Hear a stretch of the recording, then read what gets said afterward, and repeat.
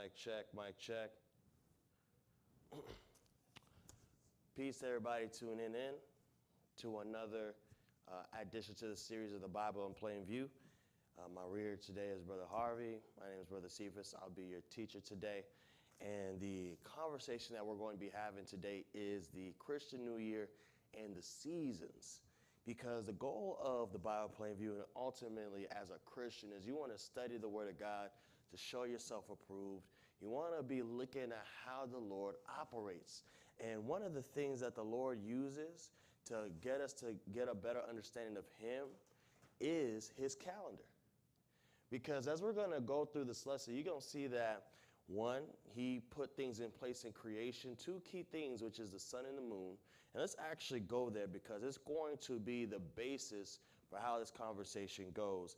And as we're finding where the new year is, I know the world just got done celebrating New Year's in January, right? We're in this holiday season where you finished off November with Thanksgiving, you're in December, you've got Christmas, and then a week later you've got New Year's according to the Gregorian calendar, what the Romans gave us, right? But if we're going to go according to the Bible, God actually gave us His own New Year.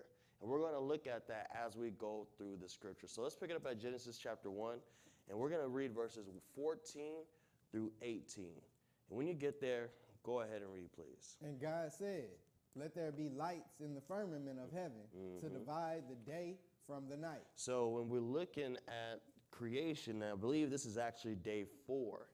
And He says, and God said, "Let there be lights in the firmament." Because what He's already done before or prior to this is that, picture you had a huge body of water. He took that water and He basically split it in two. And that space He put in between those two bodies of water is called a firmament. And He called that firmament heaven. That's what we call space right now. And then you have a body up above, and then you have a body of water up above, and a body of water down below. And He took that body of water that's down below, and He brought it all in one place, and He caused the dry land to appear. That's what you see days 1 through 3. And now on day 4, He's actually going to put some lights in the firmament.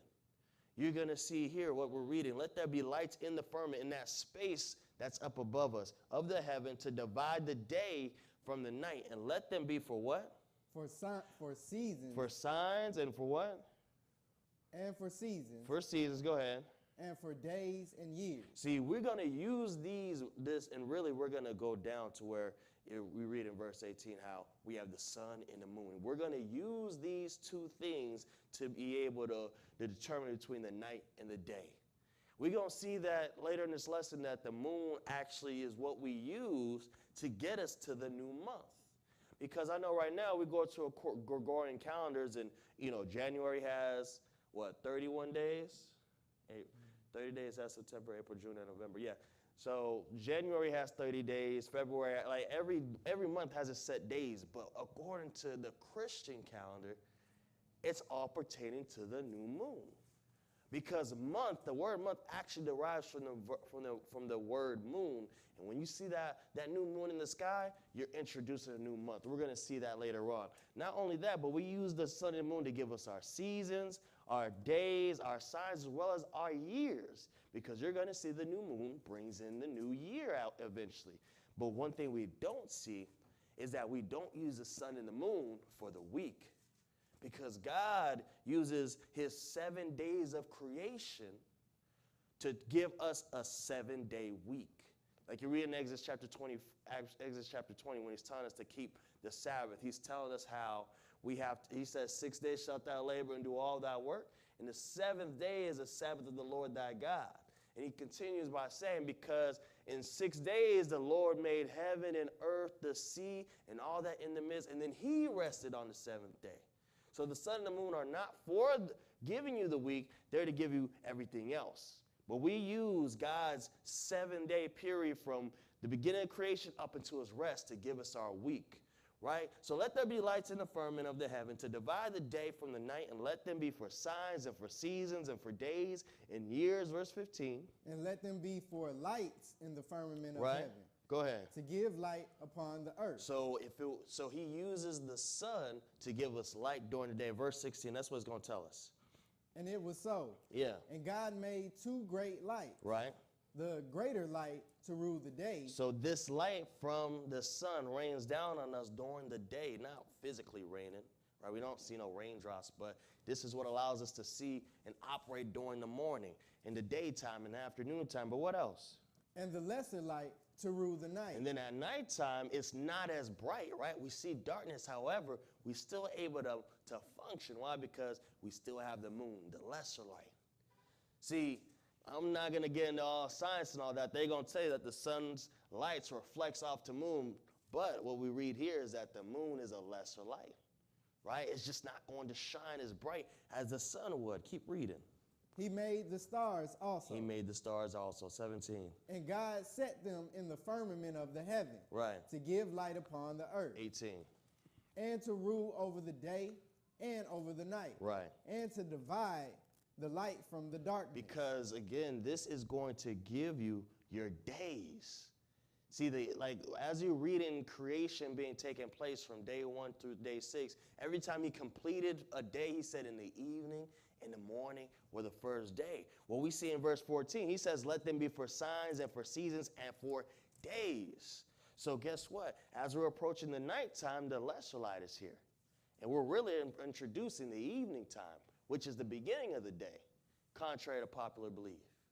And then as we're approaching the sun coming in and shining, guess what? Now we're in the morning time, the part of the day. And we're approaching afternoon time, which really ends the day as well. But you see right here, to rule over the day and over the night, and to divide the light from darkness, and God saw that it was good. In verse 19, it says that even in the morning were the fourth day. Let's go over to Genesis chapter 8. Because what we've introduced into this conversation is that God created the sun and the moon, and we use them for signs and for seasons and for days and for years, right? And now we're going to be introducing the seasons. Because as we bring in the seasons, we're going to start looking at how God operates in terms of his calendar, right? So Genesis chapter 8, we're going to read one verse here, verse 22. When you get there, go ahead and read. While the earth remained, seed time and harvest, Go ahead. and cold and heat, Right. and summer and winter, and day and night shall not cease. So the Lord is giving you a bit of an overview here of the seasons. So he says right here, while the earth remaineth, you have seed time, which will correlate with your spring. Really, we have spring and fall, right? But the Bible really only gives us summer and winter. But in that time frame, you're going to have a seed time as well as a harvest time. Your seed time is going to correlate with spring, and your harvest time is going to correlate with your fall time of the year. And the reason why it's good to pay attention to seed time and harvest time is because on God's calendar, see, we are accustomed to just going to the grocery store. If I need to get some grapes, if I need to get some apples, if I need to get some bread, I need to get some fish. We used to just go into the market to get these things, right? But we still have farmers to this day, and they have to go according to the sun and the moon and the season. They have to plant things during a certain time of the year in order to make sure they're able to get a certain crop, because certain crops don't grow around certain times. So we have a seed time. Again, we're not used to it, but these things still exist. There's a seed time, and then you have summer. There's a harvest time, and then you have winter. And one thing that we try to use to give you a better understanding between the seed time and the harvest time is a particular crop. It's actually the wheat. You actually have two types of wheat. You have the spring wheat, and you have the winter wheat. See, when you have the winter wheat, you put that in the ground towards September, November time in your fall time. And it can endure the winter, but it doesn't spring up until spring. And you're going to see how that correlates with our feasts as well, with agriculture and the Lord's seasons and calendars, because everything's going to come together. In addition to the winter wheat, you have the spring wheat. That actually goes down in the spring, which you're going to bring up into conversation, and it's going to be ready to be to be reaped in the summertime. And I'm bringing these things up in conversation now because we're going to basically put a pin in these thoughts now, and we're going to revisit them later down the line. So just to give us a brief overview of what we talked about here is, according to this Bible, we have a seed time, according to God. We have a seed time, a springtime, seed time, which would be your spring. We have the summertime, and then you have the harvest, which will fall under your fall time. The harvest time will be your fall time, and then lastly, you have your winter. Well, let's keep going. Let's go to Psalms chapter 81. Because everything, as we continue to go along, we're going to be we've introduced the seasons, the different times of the year when the climate is changing. We've introduced the sun and the moon, which the Lord uses as a greater light and a lesser light. Also, we use it for signs. We use it to get into our seasons because we're looking at how the sun and moon is going. You know, one part of the year, the sun shines longer than the moon. Some other part of the year, the moon shines lighter than the sun. Why? Because these two are used to let you know what part of the year that you're in. Are we in the seed time? Are we in the summer? Are we in the harvest time or fall, right? Or are we in the winter? So let's keep going. Psalms chapter 81. And we're going to read two verses here. Psalms chapter 81, verses 3 and 4. And when you get there, go ahead and read, please. Blow up the trumpet in the new moon. So he's saying right here, blow up the trumpet in the new moon. Go ahead. In the time appointed on our solemn feast day. And why am I bringing this up? Because this right here, when we're talking about solemn feast day, in this scripture, in this verse right, we're actually referring to one of the feast days of the Lord. Because when God was giving this, which we're going to go to next is actually Leviticus chapter 23, after we get done reading here. When God was dealing with the children of Israel, and truth be told, he's still dealing with them to this day. And they were shepherds. They was dealing with livestock. They were dealing with the fields as well. Even Jacob, he was dealing with the field, right? Mm-hmm. So, correct me if I'm wrong, he's either dealing with the food or the animals. I don't want to say that mistakenly.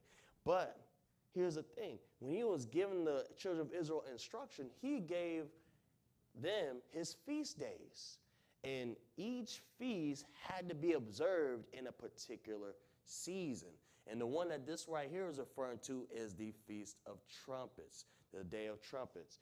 And it says, blow up the trumpet in the new moon, and this actually falls on the first day of that month, the 7th month, which we're going to read shortly. But it says, blow up the trumpet in the new moon in the time appointed on our solemn feast day, verse 4. For this was a statute for Israel and a law of the God of Jacob. Because what we're going to see is we're going to be introducing the feast days of the Lord, and those correlate with the calendar that the Lord has given us as Christians, right? Because we believe in Jesus Christ. So we're going to be observing God's calendar. You know, we still living in the world, right? We can't escape it. We have to acknowledge that January 1st is the new year according to how the world operates. But hey, the Lord has called us out of the world, and he has also given us things that we have to live by. So let's acknowledge what these things are. So right here, Psalms 81, for this is verse 3, blow up the trumpet in the new moon in the time appointed on our solemn feast day, for this is a statute for Israel and a law of the God of Jacob. Let's go over to Leviticus chapter 23. Because what we're going to do is we're going to introduce the feast days, right? And the feast days, one in particular, which we're going to bring up in conversation right out the gate, is the Day of Trumpets. Why? Because it actually takes place on the first day of a month. And it happens to take place on the first day of the 7th month. And that's why you're blowing that trumpet on that new moon, because that new moon introduces a new month. So Leviticus chapter 23, and pick it up at verse 24. When you get there, go ahead and read, please. You said 24? Mm-hmm. Speak unto the children of Israel, saying, in the 7th month, go ahead, in the first day of the month, keep reading, shall ye have a Sabbath. Yes. A memorial of blowing the trumpets and holy convocation. And that's why you will blow that trumpet on that new moon. because that 7th new moon, according to God's calendar, is going to introduce the Day of Trumpets. It's going to introduce a new month. And we're talking about the 7th month here, but very shortly, we're going to be introducing the beginning of the year, right? Because this, again, is just trying to put the pieces together to give you the bigger picture. But we're seeing here on the 7th month, in the first day of the month, ye shall have a Sabbath, a memorial blowing of trumpets and holy convocation. God actually wants you to have observe a Sabbath on this day. And this isn't a regular Sabbath where you don't eat or anything. This is actually a feast to the Lord, a smaller feast. That's why in verse 25, read that for me. Ye shall do no servile work therein. Go ahead. But ye shall offer an offering made by fire unto the Lord. You're not going to go to your job and work for wages. Instead, you're going to do servile work. You're not going to do servile work. You're going to do work pertaining to the feast. Because guess what? You got to cook, right? You got to prepare food because you're going to go party before God, long story short. But jump up to verse 1 because, again, the feasts of the Lord have to be proclaimed in their particular season, which is what we're going to see shortly. So the Lord spake unto Moses, Leviticus 23, verse 1. Go ahead and read. And the Lord spake unto Moses, saying, Speak unto the children of Israel, and say unto them, concerning the feasts of the Lord. Because the Lord has feasts. See, the world has feasts. See, you got a lot of gods out here. There's false gods, and there's the true and living God.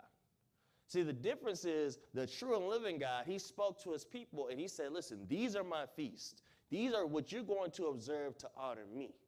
Well, these false gods that don't exist, mankind decided in their mind they're going to put together their own celebrations to their idols. But we got the true and living God. We don't need to tell God how we want to serve him. God is going to tell us what he wants done. Just like a husband in this covenant or marriage that we're in with God, a husband's going to let you know his needs and his wants, the things that is expected of his spouse, of his bride. Right? So that's why you read right here, the Lord spake unto Moses. He's instructing Moses what he's expecting. Speak unto the children of Israel and say unto them concerning the feasts of the Lord, which ye shall proclaim to be holy convocations, even these are my feasts. Let's jump down to verse 4. These are the feasts of the Lord. Right. Even holy convocations. See, these are the feasts of the Lord, even holy convocations. These all feasts are holy convocations, meaning you're going to come before the Lord. And read that, which ye shall what? Which ye shall proclaim in their season. They're going to be proclaimed in their season. See, even in read verse 5 real quick before I make the statement. In the 14th day of the first month, at Eve, is the Lord's Passover. So even when it comes to the Passover, right, because we, as a religion, Christianity, we've sort of just replaced Passover with communion. But in reality, we need to be observing the Passover. And when Paul says in the New Testament, he says, as often as we observe it, well, how often do you observe it? Verse 5 again. In the 14th day of the first month, at Eve is the Lord's Passover. That's how often you observe it. Why? Because it has to be proclaimed in its season. And we're going to see what this first month is. This is when you observe Passover in the first month of the year. We're going to see that. But he says, that's why you can't just have, like some churches, they try to have communion every week. Some churches, they try to have it, 4 times out the year, every quarter. No, you got to do it according to the Bible. How often do you do it? One time in the first month on the 14th day.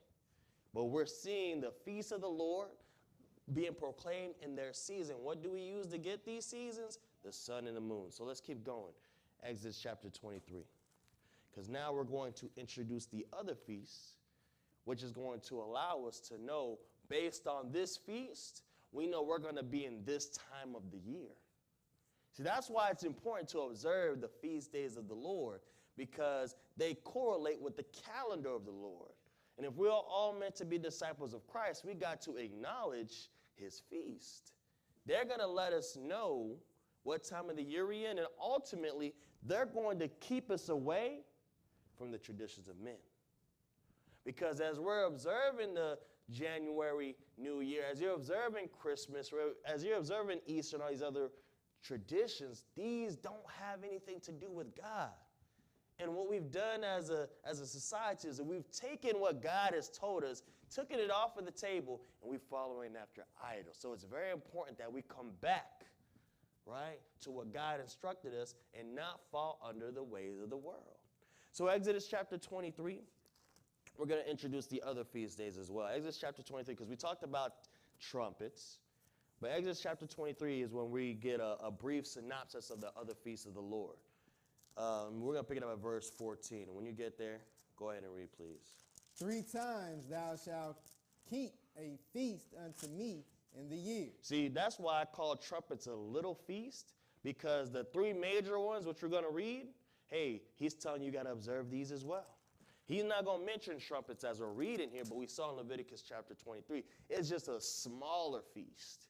But this is going to tell you about the bigger feast. So Exodus chapter 23, verse 14, it tells you, 3 times shalt thou keep a feast unto me in the year. Right? Verse 15. Thou shalt keep the feast of unleavened bread. You're going to keep the feast of unleavened bread. Go ahead. Thou shalt eat unleavened bread 7 days. Yeah. As I command thee in the time appointed of the month Abib. In the month Abib. We're going to put a pin in the month Abib. Put a pin in that in your mind, a mental note, because we're going to revisit that. But thou shalt keep the feast of unleavened bread. Thou shalt eat unleavened bread 7 days as I commanded thee, and because that's how you keep the feast of unleavened bread. You're literally taking all the leavening agents in your house that you would use, like yeast, bisodium carbonate, baking soda, things that you would use to have dough to rise. You would remove it from your house, and you would eat unleavened bread each day for those 7 days. Why? Because it's a representation of you getting the sin out of your life and you eating the word of God nonstop. Because guess what?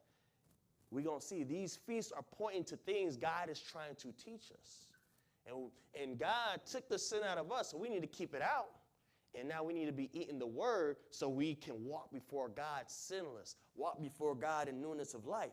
But thou shalt keep the feast of unleavened bread. Thou shalt eat unleavened bread 7 days as I commanded thee in the time appointed of the month Abib. Go ahead. For in it thou camest out from Egypt. Right. And none shall appear before me empty. Because it was in the month of Abib that we came out of Egypt. Our forefathers did. Verse 16.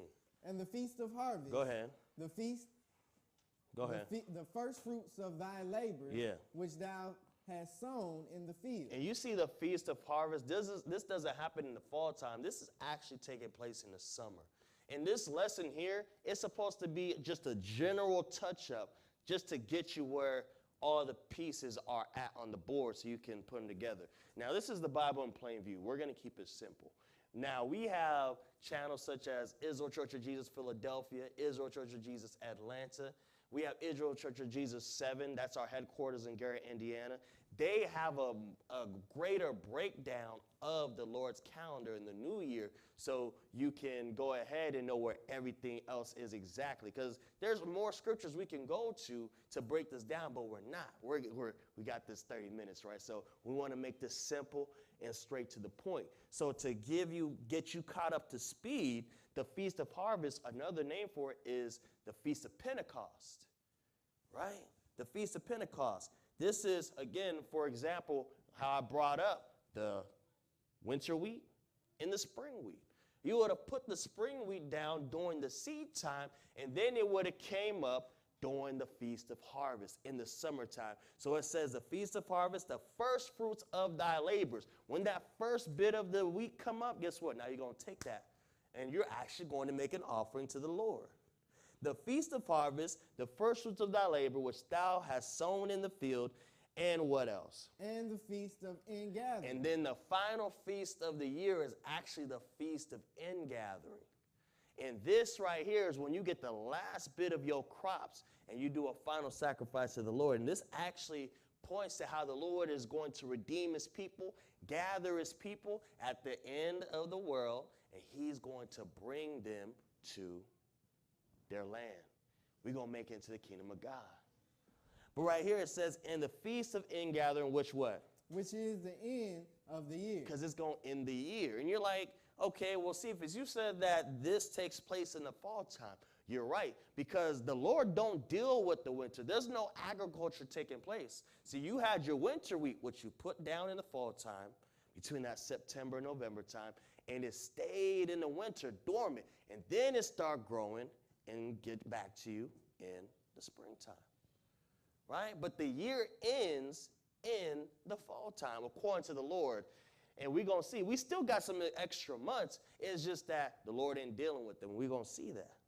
But right here, he says, in the feast of harvest, the first fruits of thy labor, which thou hast sown in the field, in the feast of ingathering, which is in the end of the year. Go ahead. When thou hast gathered in thy labors out of the field. Right. So let's go over to Exodus chapter 12, because we're going to revisit that conversation about Abib. And then after that, we got two more places. Exodus chapter 12 and verses, we're going to pick it up at verse 2. When you get there, go ahead and read, please. This month shall be unto you the beginning of months. Because in what months are we talking about? We're talking about Abib. Because Exodus chapter 12 is a rundown of the Exodus, of when the Lord actually went and redeemed Israel out of their Egyptian captivity. That's the month that they came out of Egypt. And the Lord has said, this is going to be the beginning of months to you. And it's interesting, if you pay attention to how the world goes, around this time is when they're going to play the Exodus movie. Because around that time they have their Easter, that's what the world call it. But in reality, that's the same time the Passover took place. See, around that time, once you get the new moon, what you're going to see, that's going to be the kickoff of the new year. And then that's when you start your countdown to get to the 14th day or the 15th day, the 14th day in order to have your Passover. So this month shall be unto you the beginning of months. It shall be the first month of the year to you. So it's interesting that even around that time, what are we talking about, the springtime? The March, April time. That's when you get your new year. And it's crazy because it used to be that and it changed. And now we just have a silly old joke of you just being an April Fools. Because at around that time when they did change it, not everybody was caught up to speed. They didn't have technology like we did. And people were still accustomed to April being the new year, hence April Fools. But hey, really, you should want to be an April Fools because around that time is when you have the Lord's real new year. It's around that time that everything begins to come back to life. What's new about January 1st when you're in winter, everything is still dead and there's no life? What's new about that? Really, you just seeing death all around you. And guess what? The ways of the world is nothing but death. But when you're looking at Abib, it brings you a new year. We was going to read more into this. It's going to get into Feast of Unleavened Bread. But let's go over to our next spot, Deuteronomy chapter 12. We would have read Exodus chapter 12, verses 2 through 3, 5 through 6, 11, and 14. It was going to tell you about how they was fleeing out of Egypt and the Lord had his Passover. But we don't have enough time for that. So Deuteronomy chapter 32, and we're going to pick it up at verse 8. And when you get there, we're going to read verses 8 and 9. Go ahead and read when you get there, please. When the Most High divided to the nations their inheritance. Go ahead. When he separated the sons of Adam, he set the bounds of the people according to the number of the children of Israel. So when the Lord is putting everything in place, you're going to see that there's a correlation between everything that you see and the number of 12. Because there's the 12 children of Israel. That's what he set the bounds to. When the Most High divided the nations their inheritance, when he separated the sons of Adam, he set the bounds of the people according to what? The number of the children of Israel. Why? Verse 9. For the Lord's portion is his people. Everything revolves around 12 because Jacob had 12 sons of 12 tribes of Israel. And guess what? We see that even our calendar today has 12 months. And even Jesus said in John 11, are there not 12 hours in the day? Well, guess what? Around that time, when you in the month of Abib, when you are in that springtime, when the days are even, the sun is out just as long as the moon is. There's no tug of war of who is longer out and who isn't. Around that time, guess what? There's 12 hours in the day and 12 hours in the night. But you're going to use the sun and the moon to let you know what time of the year you're in. You're going to have an even time of hours between the sun and the moon. Everything's going to start coming back to life. And guess what? You're going to look for that next new moon after the winter has passed. Right? Because in the winter, everything's dead. So after that, and we're going to go over to Colossians chapter 2. We're going to end it there. After that new moon has came, guess what? You're going to see a new month. And then from there, you are going to start your countdown. On the 14th day of the first month, you're going to see the Passover. Right after that, you're going to have the Feast of Unleavened Bread. Sometime down, you're going to be in the summertime, you're going to have the Feast of Harvest, which is your Pentecost. And then we're going to have trumpets in the 7th month, which we saw in Leviticus chapter 23. And then we're going to end the year in the fall time with the Feast of Ingathering. And it's really important we bring up that number 12, because even when you look at the Gregorian calendar today, look at the numbering in the beginning of the names of the month, starting with the month September. Sept correlates with 7. October correlates with 8. November, Nov, correlates with 9. December, Dec, correlates with 10. Then guess what? January would give you 11. Then February would give you 12. And then right once you get to that March, April time, you're back at 1, the beginning of the year. And it's important that you bring in the feast days, because they're going to give you your calendar. Because again, the Lord ain't dealing with the winter, but the feast pertains to when things are alive. And guess what? God is the God of the living. So Colossians chapter 2, we're going to read verses 16 through 17. And when you get there, go ahead and read, please. Let no man therefore judge you in meat or in drink or respect of an holy day. Because you got to remember, Paul was preaching to Gentiles. See, the black man, the black woman, we Israel. Regardless of whether we know it or not, we're the children of the Most High. Right? But Paul was the apostle to the Gentiles, and they're amongst non-believing Gentiles following the ways of the world, so he has to introduce them to how the Lord get down. So he's telling them in Colossians chapter 2 and verse 16, he's telling them, let no man therefore judge you and me, because you're not going to eat unclean foods like these other people do. We teaching you a better way, because Jesus didn't eat unclean foods.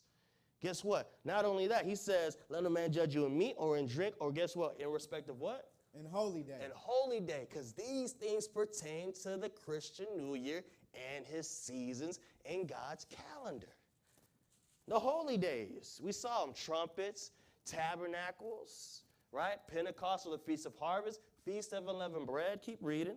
Or of the new moon. Or of the new moon. Why? Because that's going to introduce you to the new month, right? Like we saw in Leviticus chapter 23 and Psalms 81. Because Genesis 1 let us know he put those in the firmament, the sun and the moon, to be for signs, for seasons, for years, and for days. Keep going. Or of the Sabbath day. You tell me we still got to keep the Sabbath day? Yes, because the Lord never changed the Sabbath day. So we still need to be keeping the Sabbath day. And what else? Which are a shadow of things to come. They are a shadow of things to come. These things are pointing to something, and what is it pointing to? But the body is of Christ. But it's pointing you to Jesus. Because again, Jesus is our Passover lamb. Jesus is telling us, hey, he got that sin out of you, so you got to get that leaven out of your house during the Feast of Unleavened Bread. And now you eating unleavened bread. Why? Because you eat in Jesus' word. And you live in without sin. And we can get into the other feasts, but it's not for this lesson. This was just to get you an introduction to God's calendar, his new year, and his seasons. And again, if you want to get a deeper understanding, you can go to Israel Church of Jesus Atlanta YouTube channel, Israel Church of Jesus 7, which is Gary, Indiana, our headquarters, as well as Israel Church of Jesus Philadelphia. We have a brother over there, a teacher, who breaks it down as well. The title of the lesson, The Christian New Year and Seasons. I hope somebody got some understanding.